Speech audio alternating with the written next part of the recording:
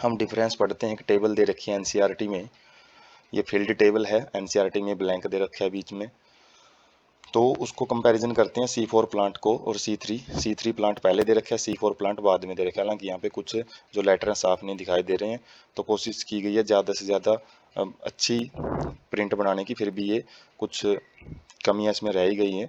Cell type in which the, फिर भी जो बोल रहा हूँ मैं उसको समझने की कोशिश करना। Cell type in which the Calvin cycle take place, तो कैल्विन साइकिल कहाँ पे होता है? C3 में तो मीजोफिल में होता है, जबकि C4 में बंडल शीथ सेल में पाया जाता है। उसके बाद सेकंड पॉइंट है cell type in which the initial carboxylation reaction occur, जो शुरुआती कार्बोक्सिलेशन है, शुरुआत में कार्बन डाइऑक्साइड को कौन रिसीव करता है? दोनों केस में मीजोफिल ही करता है। बंडल शीथ सेल तो दूसरे नंबर पे कार्बोक्सिलेशन प्रोसेस के अंदर जाता है। How many cell type does the leaf have that fix CO2, तो लीफ के पास कितने प्रकार की सेल होती हैं जो कि CO2 को फिक्स करती हैं? यहाँ पे तो एक ही प्रकार की हैं, क्योंकि मीजोफिल में सारी एक्टिविटी होगी, जबकि यहाँ पे दो प्रकार की सेल होती हैं, एक मीजोफिल सेल और एक bundle sheath cell. Which is the primary CO2 acceptor, इसमें प्राइमरी CO2 एक्सेप्टर जो C3 है उसके अंदर तो RUBP होता है, जबकि इसके अंदर PEP होता है। PEP हमने देखा है मीजोफिल सेल में पाया जाता है C4 प्लांट्स के अंदर, और वहाँ पे जो PEP ये कहाँ पे प्रेजेंट होता है? जो बंडल शीथ सेल है वहाँ पे प्रेजेंट होता है, और RUP वहाँ पे प्रेजेंट होता है। तो RUP को थोड़ा सा अंदर रखा जाता है प्लांट्स के, मेन बात ये है C4 प्लांट्स में।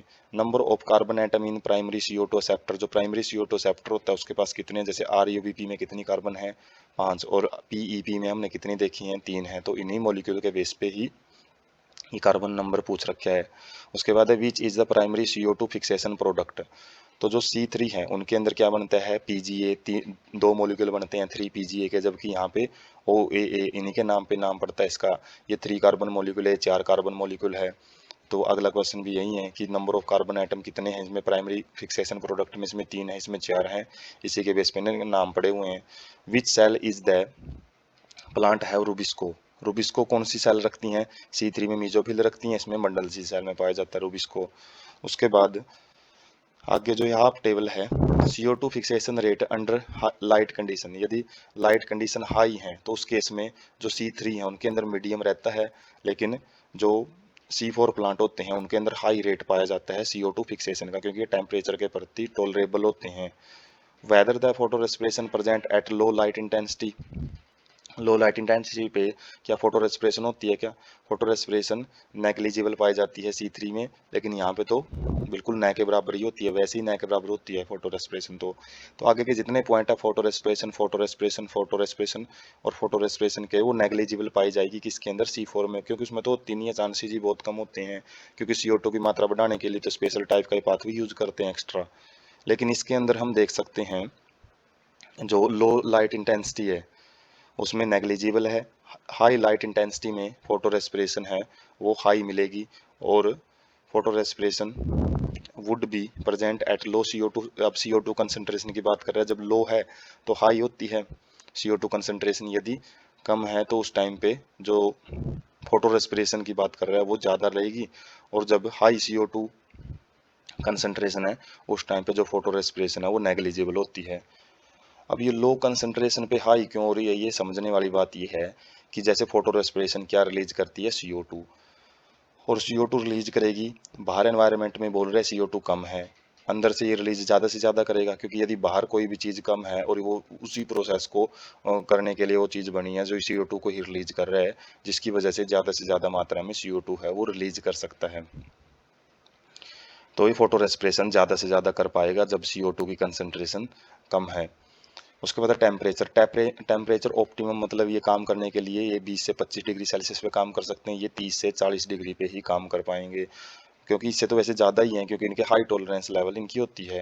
एग्जाम्पल हैं C3 के वीट और राइस होते हैं, गेहूं और चावल के जो प्लांट हैं, और जबकि मेज है, शुगर केन है, सोरगम है, ये C4 प्लांट में आते हैं। तो ये टेबल है NCERT की, वो आप यहाँ से फिल कर सकते हैं, यहाँ से क्वेश्चन बहुत ज़्यादा अराइज होते हैं। तो एक टेबुलेट फॉर्म में हम जो डिफरेंसेस हैं वो देख सकते हैं C4 एंड C3 प्लांट्स के अंदर। जैसे C3 प्लांट है, सबसे पहला पॉइंट है CO2 fixation take place in mesophyll cell, जो कि पिछली टेबल में हमने देखा है मीजोफिल सेल में, तो यहाँ पे बंडल शीथ सेल में रहता है। CO2 एक्सेप्टर क्या है? इसमें RUBP है, जबकि इसमें PEP भी है और RUBP भी है।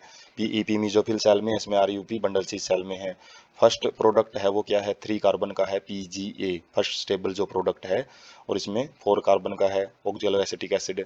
क्रैंज एनाटोमी इसमें नहीं पाई जाती, क्रैंज एनाटोमी स्पेशली C4 के अंदर ही पाई जाती हैं।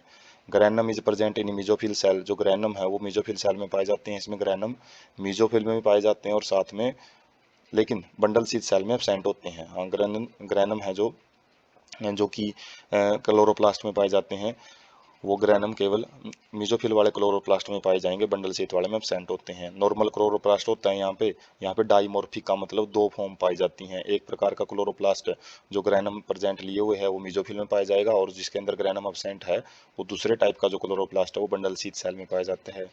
ऑप्टिमम टेम्परेचर है जो 20 से 25 डिग्री पे काम करते हैं ये ज़्यादा अच्छे से, ये 30 से 45 या 40 तक काम करते हैं। Fixation of CO2 at 50 ppm part per million, मतलब एक कंसंट्रेशन है जो फिक्सेशन ऑफ CO2 की वो 50 पार्ट पर मिलियन के ऊपर काम करते हैं ये, जबकि ये 10 ppm के ऊपर काम करते हैं, मतलब ये हाइयर CO2 कंसंट्रेशन की इनको ज़रूरत होती है, इनको कम की।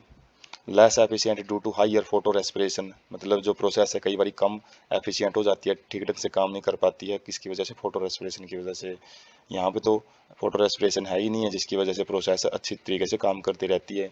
आरयूपी का carboxylase enzyme need for fixation, इसमें आरयूपी की जरूरत पड़ती है, इसमें आरयूपी की तो जरूरत पड़ेगी ही, साथ में पीईपी कार्बोक्सिलेज की जरूरत पड़ती है, पीपीकेज भी बोलते हैं इसको। यहाँ पे 18 एटीपी के मॉलिक्यूल यूज होते हैं, जैसे हमने C3 साइकिल में देखा है, यहाँ पे 18 तो यूज होंगे ही, साथ में जो एक साइकिल ऊपर रन होता है मीजोफिल सेल के अंदर, उसके अंदर 2 ATP पर साइकिल में एक्स्ट्रा यूज होते हैं, तो 6 साइकिल चलते हैं, तो जिसके अंदर 12 ATP के मॉलिक्यूल वो यूज होंगे, 18 वो पहले से यूज हो रहे हैं बंडल शीथ सेल में, तो 30 ATP यूज किए जाते हैं यहाँ पे।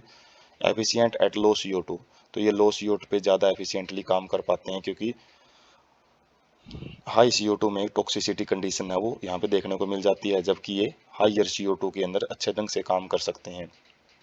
एग्जाम्पल हैं पैडी, वेट हमने पिछली टेबल में देखा है, पोटैटो और सोन अलग एग्जाम्पल हो जाते हैं, बाकी जो शुगर केन मेज सोरगम और अमरथस और बहुत सारे एग्जाम्पल किसके हैं, C4 प्लांट के हैं।